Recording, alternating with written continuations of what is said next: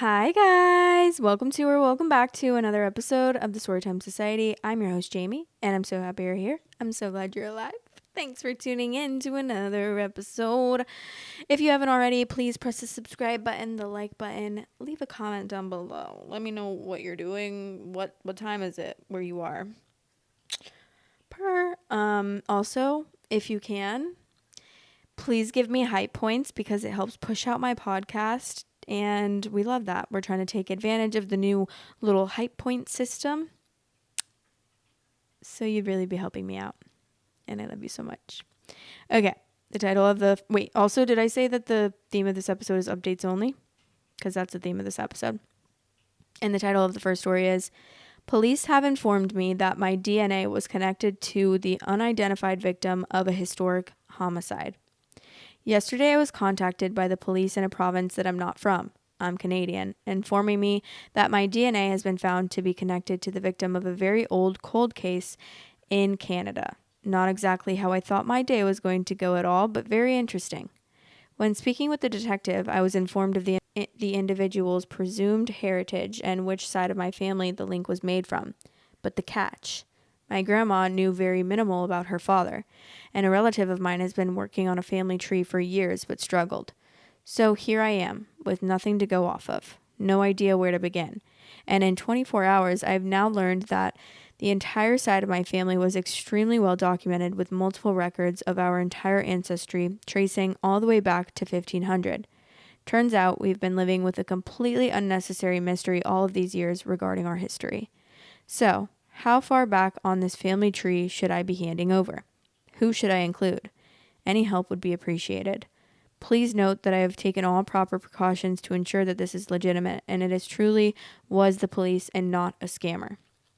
That's crazy. For a second, I was thinking you were the one that did it or you were being framed for a crime. But I wish I knew how old this case was. So OP commented and said, I feel this is generating an overall sense of healing in my family. My grandmother knows next to nothing about her father and his family, and I've now seen her moved to tears with new discoveries several times in the last 36 hours. Knowing you belong somewhere, aren't alone, and have family that share common traits with you somewhere, sometime is so healing for her. I hope that we're able to find this Jane Doe's name. We have one person on the tree that we actually think it may be as of this morning. It will be one of the great achievements of my life as well. Wait, are you talking about finding the person that is connected to this homicide? Okay, there's an update and it says, many people thought I was being scammed and a shocking amount of people guessed correctly with very little information. Through forensic genealogy, the Saskatoon woman in the well was given her name back. Her name is Alice Spence. What is happening? Guys, I'm confused. Okay, so that's all? People were able to guess the case? That's crazy. So the case is the Saskatoon woman in the well, 100 years old, identified as Alice Spence. After nearly a century, one of Saskatoon's oldest mysteries has been solved. The woman whose remains were discovered in a well in 2006 has been identified as Alice Spence. Alice Spence is not invisible anymore. Forensic anthropologist Dr. Ernie Walker said at a police press conference announcing the discovery. On June 29, 2006, a work crew digging at Central Avenue and 108th Street uncovered an old well. Inside were human bones, clothing, bottles, and parts of a wooden barrel. Walker said Spence's body had been wrapped in burlap, placed in a barrel, and dropped down the well. Quote, unknown to the individual that dropped it, a piece of the cribbing of the well had been broken loose and blocked the barrel from going all the way down to the bottom, Walker said. For decades, investigators couldn't identify the remains. In 2022, investigators turned to investigative genetic genealogy. Don't know how to pronounce that. A relatively new tool that combines traditional genealogy research with DNA analysis. Saskatoon police partnered with the Toronto Police Service to build out Spence's family tree. In August 2025, DNA testing from relatives confirmed Spence's identity. The Saskatoon police believe Spence died sometime in between 1916 and 1918. Sergeant Darren Funk said he has circumstantial evidence of who was involved in Spence's death, but refused to share the name. We believe we know who did it, but it's 100 years old. That person does not have the right to defend themselves in court today. We're going to consider the case closed. Funk said this investigation shows the value of persistence and new technology in policing. We're never going to give up. Technology is always changing. A case that you thought might not have been solvable 2 days ago might be solvable tomorrow, he said. A few details recorded about Alice Spence's life. She was born in 1881 in Michigan, according to Saskatoon police. She married Charles Spence in 1904, and the couple welcomed their daughter, Idella, the following year. In 1913, the family moved to Saskatchewan. A 1916 census placed them in Saskatoon, the last record of Alice. A newspaper article from 1918 notes the Spence home burned down while the family was away. The house was blocks from where Spence's dead body was eventually found. Spence's husband died of a heart attack in 1923. His obituary listed him as a widower. Camp said she plans to have a gravestone made to honor her great-grandmother, whose story she now knows. Can they say who killed her, though? Or who you think killed her, please? If he's dead, then please just tell me. Was it the husband? You know what's sad is that, like, you can read something and it's like, oh, she was born, she married, and then she welcomed their daughter. Like, it sounds so happy and it's so, like, you know, it sounds so sweet. And then, like, you think about it and, like, obviously there's a lot more depth to every situation. On paper, that looks like a sweet, you know, loving little family and a sweet story. Not a sweet story. She's literally got murdered, but you know what I mean. But I'm just like, I can't help but think that it was her husband, especially in the early 1900s when women were heavily oppressed, especially by their husbands. R.I.P. Rest in peace. We're going to move on to the next story, though.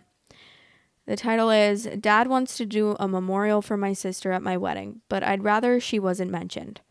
I know the title sounds bad. I was hoping people might be able to assess this objectively and give some suggestions, especially if they've been at weddings with memorials before. Unfortunately for me, this is a trickier situation than I'd like because of who my sister was. I'm changing small details to make it harder to identify the situation if anyone I know happens to come across it. My younger sister passed away last year. She was an adult but young, and it was sudden. I don't want to go into too much detail, but she made some bad choices that contributed to her short life. She was also not mentally well. She had an extremely tumultuous relationship with my mom and I. Some ups, but mostly very nasty downs, especially during years when we tried to save her from herself. On the other hand, my dad was often idealized by her, and they had a better relationship. My fiancé did not have a good relationship with her either. Her final years and death were traumatic for our whole family. It's especially impacted my dad. Since she passed, my dad has made a point of eulogizing her at every family event we've had to remember her and make sure she was present. It's always been difficult for both my mom and I because I have a lot of intense, difficult emotions surrounding her and her passing. I always cry for hours, and I ended up feeling downhearted and out of sorts for days after each one of these surprise memorial events. My dad will be the officiant at our wedding. It's very soon. I only recently learned that he plans to memorialize her during the ceremony and in his toast. I really don't want him to do this, but he's extremely resistant because he doesn't want to pretend like she was never here. I will admit that it is childish for me to feel bitter about someone who is no longer here, but growing up, I had a lot of events hijacked by her, causing some incident, and now it feels like it's happening again even when she's passed. If we had a better relationship, I might have been more okay with taking a moment to remember her, but my dad tends to lionize her and has a selective memory where he's forgotten everything bad. He was shocked when I said I wasn't comfortable with her being mentioned in a speech. Outside of my own baggage, my fiancé certainly doesn't want her mentioned. This is not just my side of the family event like the previous memorials. I also fear it will bring down what's supposed to be a happy time and make the guests sad or uncomfortable. I want to try to compromise with him by having my mom, he, and I wear yellow jewelry in discreet places to remember her. Yellow was her favorite color. But I'm not sure if he'd be okay with this because it's too secret. Long story short, how can I let my dad feel like we're honoring my sister's memory without upsetting my mom, my fiancé, and myself too much to enjoy the day? I'm at a loss, and it's hard for me to approach this objectively. Okay, well, it's your decision because it's your wedding, first of all. I have to say that. If it's not something you're comfortable with, like, it's okay.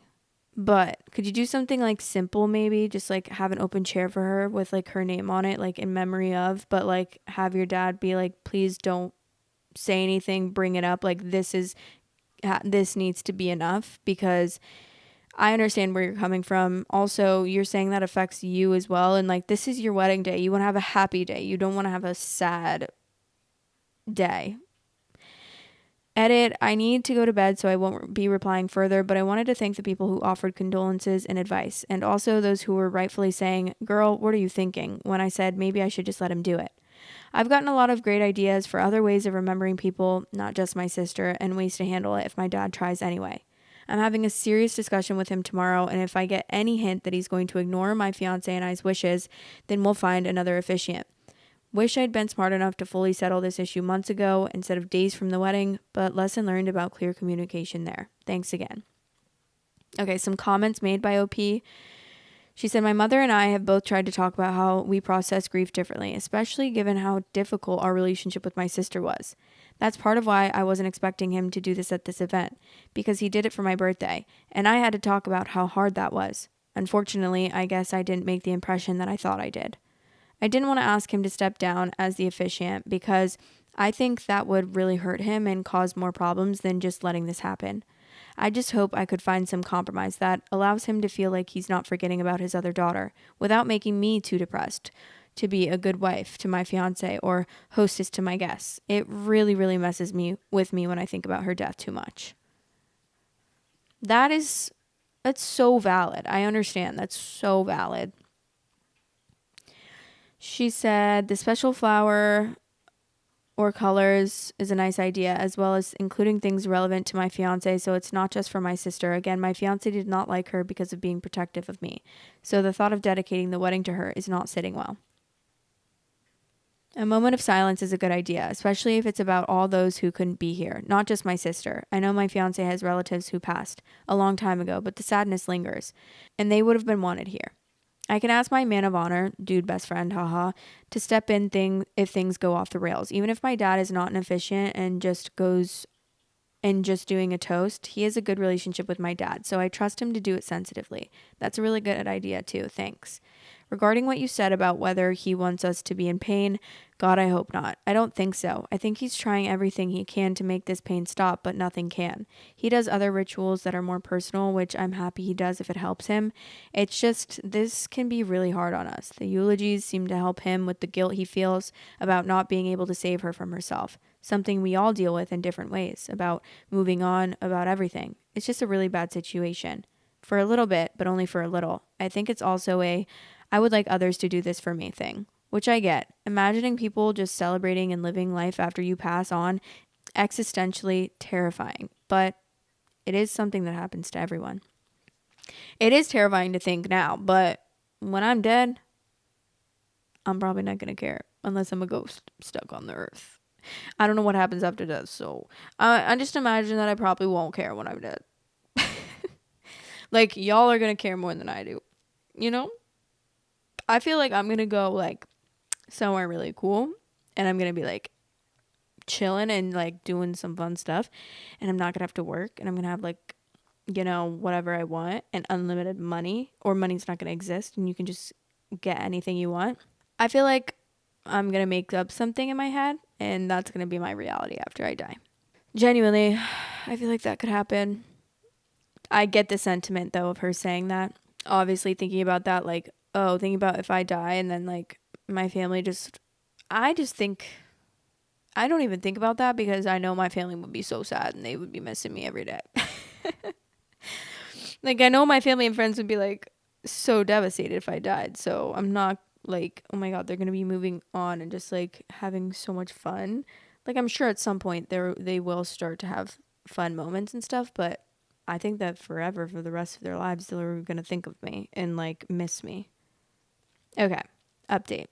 I received a number of requests for an update to this, so here we are. It's a good update, thankfully. I spoke with my dad the morning after making the post. I tried to emphasize that mentioning my sister's passing in detail at the wedding would be very difficult emotionally for my mother and I. It would take away from my fiance's, now husband's day, and would probably make the guests uncomfortable or sad. He said he was resistant at first because he's been so afraid of my sister's memory fading away, but that ultimately he understood my concerns. He still wanted her present in some way that wouldn't take away from our day. I offered suggestions that people gave me for ways to have her memory present. We decided to have a seat reserved for past loved ones at the ceremony, and an empty seat with a name tag for her at the wedding party's table during the reception dinner. My dad was the officiant as originally planned, and he gave a beautiful speech at the ceremony and a heartfelt toast that was focused on the joy of the day instead of the sadness of the past. As far as I'm aware, everyone at the wedding had a wonderful time, and the only tears shed were happy ones. I know that there were multiple commenters who said my dad should be replaced as the officiant no matter what, but I'm glad I didn't do that. After the wedding was over, he gave me a big hug, crying because it meant so much to him that we trusted him to do the ceremony and how happy it made him to be such a big part of the wedding. It meant a lot to my husband and I too. Moral of the story, sometimes it takes a few tries to get it right, but honest and heartfelt communication between everyone involved won the day here. Thanks again to everyone who left advice, comfort, well wishes, and grandma hugs. I did not at all anticipate the interest in my post, but I'm grateful for everyone's comments, even if I ran out of time to reply to everyone. In the end, it was a perfect wedding, and I couldn't be happier with how it turned out.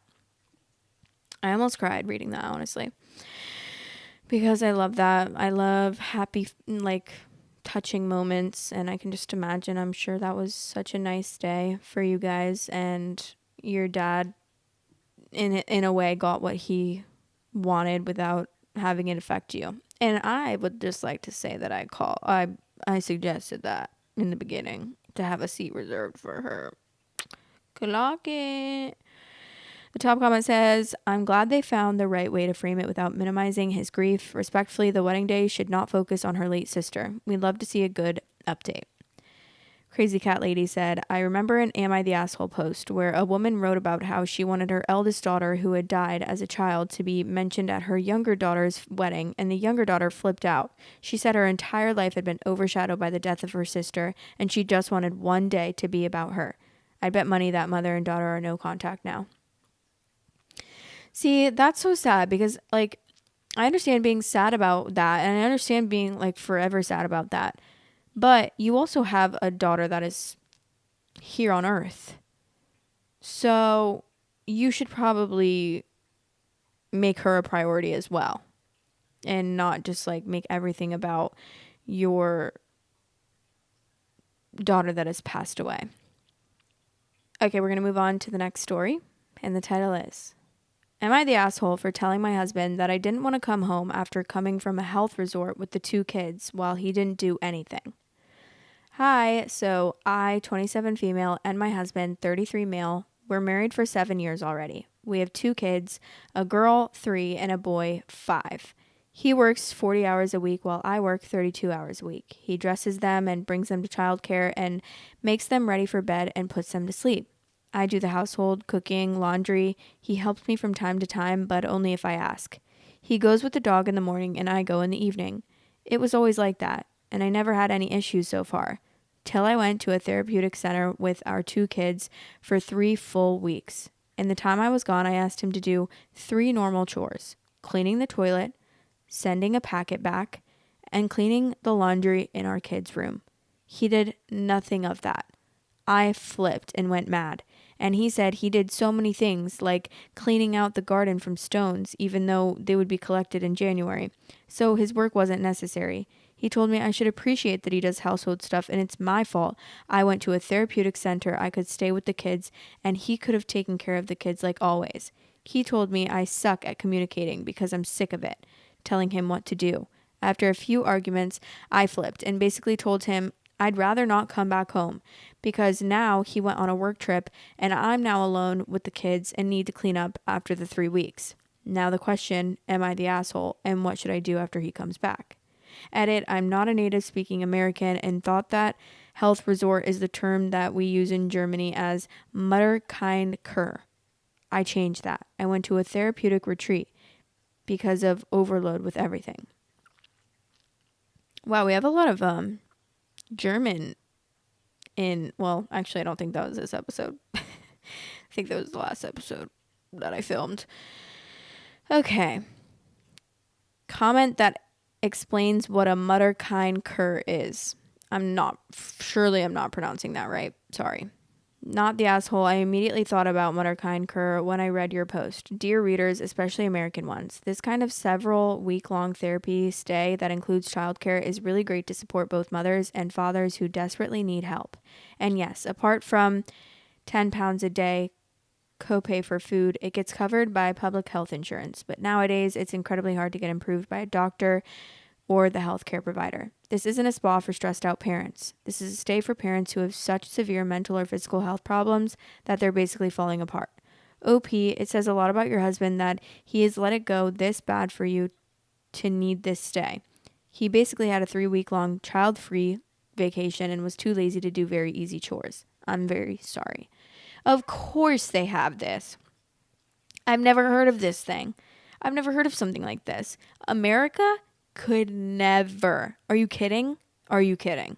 America could literally never. Americans would be like, if you went to something like this, they'd be like, you are such a bad mom. Like, I can't believe you're trying to go get mental health care. Even though she brought her kids, they still would be like, I can't believe that. I can't believe it. You're such a weak little human being. Like, the fact that these things exist and I have not even a singular clue about it is crazy. Because I could never even picture that this thing would exist, that something like this would exist, especially having it be paid for. That is another level. That is actually insane. Like, don't even get me started about America, the land of the free and the home of the brave. Like, people romanticize America so much, and I do understand that, like, compared to some third world countries, we're, a better place, and I understand why people would want to come here to get away from the dangers of their countries. Okay, let me just say that first and foremost. But America is not the best country, especially not now. Lord have mercy. But truly, it never has been. Because I hear all of this stuff about all of this free healthcare, all of this and that. Like, you get a whole year off for maternity leave. Like, so many places care about maternity leave and things like that. And then here we are, it's just gross. It's really gross. And it annoys me. I'm happy for these people. I'm happy for them that they were born in countries that do things like this. But it's just sick to me that America is romanticized and put on this pedestal so much. And it's like, America's the best country ever. And then people would be like, if you criticize America, they'll be like, well, then leave. Well, then leave. I was born here. I can't just leave. Hello? You want to give me the money and move me to another country? Sure. Give me it. Cough it up. Cough up the change. Please. Anyways, we're going to read the update. This is 10 months later. Hi, so after a year, I just wanted to share what happened and how it's now going. After he came back from his business trip, he brought me flowers and chocolate. We sat down together and I openly addressed all the issues that had been eating away at me over the past few years. He also brought up the things that had bothered him. I also told him that if we didn't work on our relationship, separation would be my only option. And that if he didn't improve his attitude towards hygiene, I wouldn't want the kids to stay with him if we separated. He was immediately very eager and wanted us to get to work on things right away. So we allowed ourselves a quiet phase for 2 months. We lived in the same house but slept in separate bedrooms. We also set up a detailed plan for each week about who would do what, and each of us got our own free time while the other took care of the kids. I have to say, it's only been going uphill since then. We haven't argued much, and if we did, it was only about some minor things. There were no big fights anymore. He really started to take care of the things that had bothered me and now takes his own initiative around the house. I hardly have to tell him anything anymore. Of course, some things have stayed the same, and I still clean some things myself because he simply doesn't see those as a priority. But I'm glad that in the end, things turned out well. Thank you for all the kind messages from the previous thread. Many of them really made me laugh and sweetened my day. It definitely made that time a lot more bearable. Love that for you. That's such an interesting thing as well to think about. I've never heard of like the quiet phase, but I love that that worked for you. Also, I didn't address the first original story. Obviously, it's so crazy to me that he didn't do anything in 3 weeks. That's insane. Especially because you had 3 weeks. Even if you waited until like the second to last day, at least you could have done it. And those things are so damn easy. Like, are you joking me right now? You asked for him to clean the toilet. That's not hard. Sending a packet back. I don't know what that means, but I'm assuming like just mailing something. Also not hard. And cleaning the laundry in our kids' room. Also not hard. That's all you had to do? Girl, please. 3 weeks? You could do 1 a week. Well, cleaning the toilet. The toilet you probably have to keep up with. Like, I have like little disposable toilet cleaners that I can just go boop, boop, boop, boop, if I need to clean it quickly. Like, it's really not that hard. The top comment said, I thought of Mutterkind Cur immediately as well. I had one myself 15 years ago. Glad it worked out, but it's honestly infuriating that she had to bring up separation for him to finally move his ass. It's astounding how some people will watch their partners fall apart. She must have been, otherwise no cur, and just stand by. Still complaining. Ugh. Wait, okay. I want to know how you pronounce this. Mutterkind Cur pronunciation. Okay, let's see. Mutter-Kind-Kur. Oh, Mutterkundkur. Sorry. Mutter-Kind-Kur. Well, I have American accent, so should I be saying it in that way? Because this is obviously a German accent. Mutterkindkur. Mutterkindkur. Like, no, that sounds ridiculous when I say it. Cure. I think it's pronounced cure. Oop. Don't do that. Anyways, if a German wants to comment down below, guys, I'm actually German. I am German, but not really. It's in my blood, but it's not in my brain. Do I look German? I don't know what that means, but like I'm probably 25% German. I just want to grasp onto any possible like different type of heritage, you know? Like being so basic with like no background or no like culture is really so boring. I hate it. So you tell me I'm from Germany. You tell me my grandma spoke German growing up. You better believe I'm milking that. Like, yeah, I'm German. There's probably like actual Germans watching this, like being so embarrassed for me. This says, how can you tell if someone looks German? German faces tend to be rectangular with fairly pronounced bone structure. Often the bones behind eyebrows are quite strong. High foreheads and noses which are shorter and somewhat wider than the Polish ones. Another feature are the longer jaws which are curled a bit at the bottom. Wait. That just explained me in detail. Guys, I'm being ridiculous, I know. I don't know. Someone tell me, do I look like a German? Just say yes, please. Thanks.